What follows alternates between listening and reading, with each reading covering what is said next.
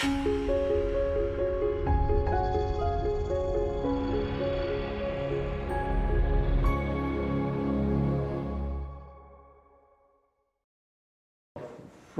you have to understand what leadership means. What's the way to define leadership? Most people define leadership in terms of the people who are in charge. The people who are in charge are not necessarily leaders, they're always politicians.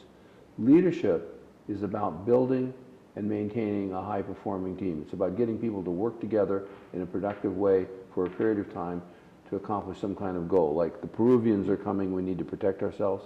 So leadership is not about getting to be in charge. Leadership is about getting the group to perform at a high level. So it ultimately comes down to how the group, the members of the group, the team, react to the leader. And they react much better to a humble leader than they do to a narcissistic leader.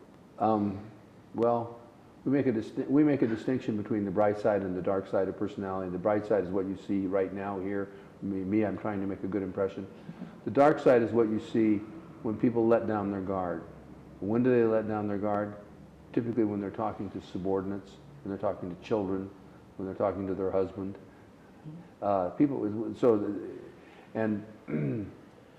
There are real differences in people's dark side tendencies, and it's the staff who see the dark side, and that's the board, people senior to them will never ever see the dark side. It's always the staff, and that's the people, and the dark side, problem with dark side tendencies is they alienate the staff. When the staff's alienated, they stop working. Staff stops working, you get bad business results. One of the most interesting things from my point of view, the most interesting things about personality is there's good news and bad news associated with everything.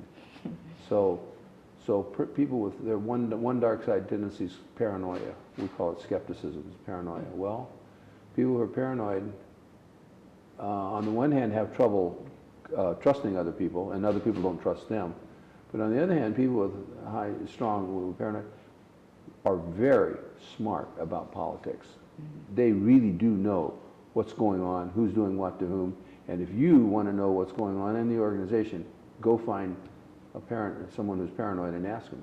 And if they trust you, if you can get them to trust you, they'll tell you. So paranoids are really smart. So all these dark side tendencies have positive aspects to them. Which is why, and so at some point it helps them rise, and at some point it becomes dysfunctional.